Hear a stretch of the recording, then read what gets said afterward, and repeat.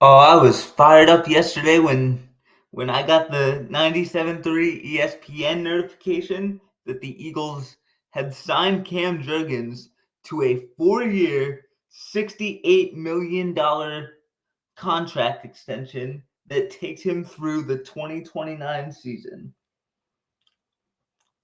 I just I want to give an absolute round of applause to Howie Roseman for just once again showing why the Eagles the past essentially the past 25, 26 years have been one of the classes of the NFC and really the NFL. They they take care of their own players, and that entices free agents because when you're a free agent in Philly, they'll extend every resource to kind of bring you back if you perform on the field, and this is um this is just another example of that. I mean, Jergy Cam Jurgens absolutely played his he he he he played his ass off last last season blocking for Saquon Barkley. Of course, that guy makes it easy on any offensive line, and any offensive line makes it easy um, for a running any running back. So having those two things kind of mesh and gel, like it's a credit um to Coach Sirianni. Obviously Kellen Moore, who's not here anymore, Kevin Patullo, um, and the big boys up front, Landon, obviously Cam. Who am I forgetting? I, Cam Jurgens. Um, yeah, like our offensive. Oh, Mailata, that's another one, and another unsung gem that was. I still can't believe.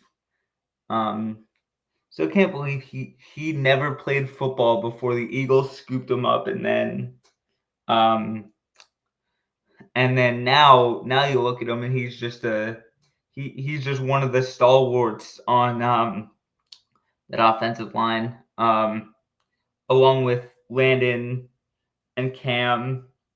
Obviously, Lane Johnson's getting a little up there in age. Howie's probably already thinking about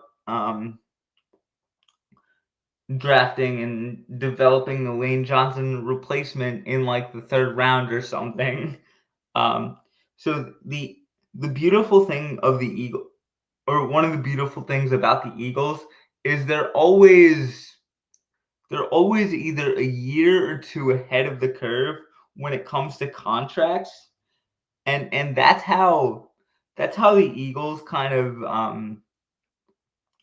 are able to the manipulate the cap. So the player is already extended before they ask for like premium money. $17 million per season is it's I don't want to say it's chump change, but um it's not nearly what a player like Cam Jurgens would get if we had waited if we had waited like until next year, or even like Cam's free agency year, which is a couple of years down the road. Um, so since his asking price wasn't at a premium, like how he was kind of able to get like really quality play for cheap, essentially by NFL standards, and the um this Eagles organization is just continuing to show why um the why they've been the class of the NFC going on. I want to maybe say going on 25 years, because 2000 was their first NFC championship. So it's just it's so amazing because when I was little, the rap on Eagles fans was like, you you guys are always in the playoffs, you're always a good organization, but you can't win the big one. Well, we've won two big ones in the past, like in the past 8 years.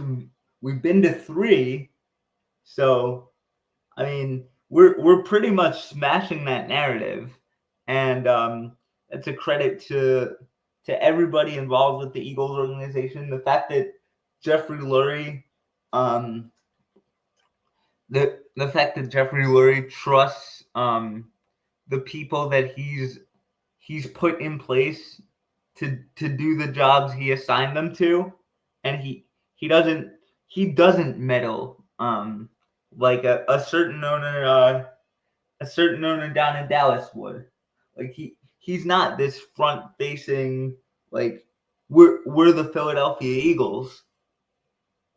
It's not about the glitz and the glamour. It's let people kind of do their work, even if it is in the shadows. And if you need to speak, or in Jeffrey Lurie's case, his view is, if I need to speak, either something's wrong, with our organization, or um like there's some controversial ruling involving the organization. So obviously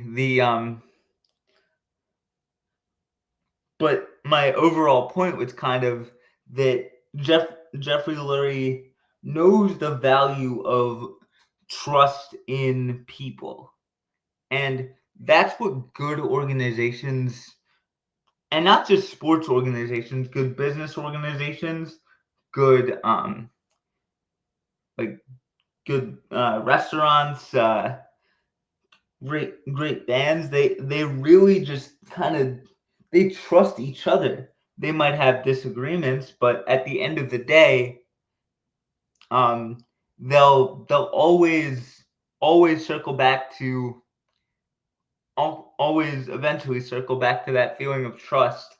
And it's just evident in how Jeffrey Lurie runs his organization, that he was a fan of professional football. And I know, like, Philly and Boston have this huge rivalry, this huge, like, city kind of rivalry, and he actually was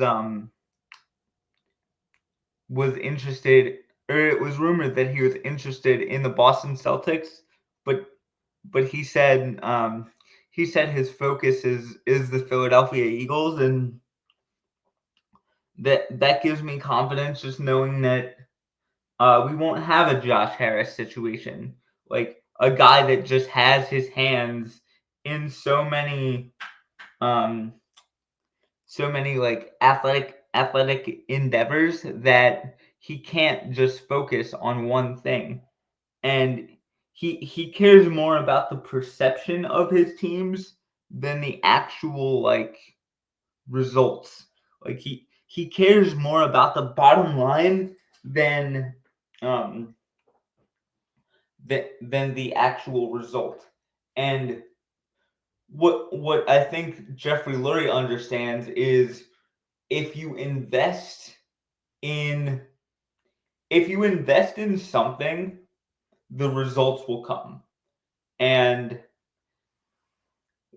he's allowed Howie Roseman to invest his money in the pieces that he he feels is right for the team, and by and large, it has worked out ever since he got back the GM ship in or the GM position in 2016 after the Chip Kelly disaster, and then 2010 through 14 was kind of a mixed bag, but it just seems like after really like and 17 through 20 was also a mixed bag, but after 17, I would still say he's been one of the best GMs, and um 21 through like the off season heading into the 2021 season and through to now, he's just been absolutely incredible. Like I don't think there are there are two better GMs in um really in the NFL. Maybe I know um I know Steve Bisciotti is the owner for the Ravens. I'm blanking on the GM's name because I know Ozzie Newsome retired like a couple. I want to say in 19 he retired. So he retired a few years ago. But Baltimore is another good organization. Um, but it's because the owners are very hands off. They let the football people be the football people. They don't try to assume they know better. And it just it shows up on field, and it's just really really good to see that because there were some frustrating years for Eagles fans as far as like meddlesome ownership, the Norman Brandon years, which again I wasn't alive for, but my dad would probably be able to speak on better than I ever could. Um, like he was always off in France. He never cared about the Eagles. He might have been from Philadelphia, but like he's got a he didn't realize, and this is something that Lori realized, is that you need to invest in your product and like hire the right people, and then once you do that, empower those people to do their jobs. And if you do that, that's what makes a successful organization. And the Eagles have their their anchor of their offensive line, their center, the guy who executes all of Jalen Hurts' protection calls and make sure that no 300-pound guy that runs like a 4.25 is gonna just try to eat him. So yeah, that's a really good signing.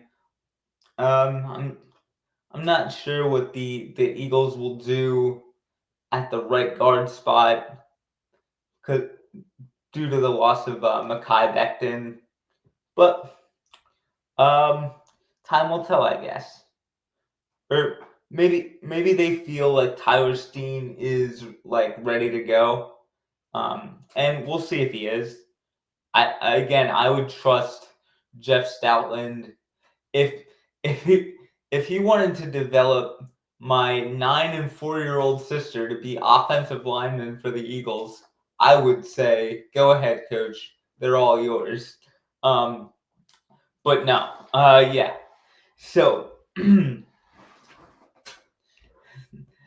anyway, I really like the Cam Jurgens signing, and yeah, and another great move by Howie Roseman, and I really want to thank you guys for listening to this and taking the time.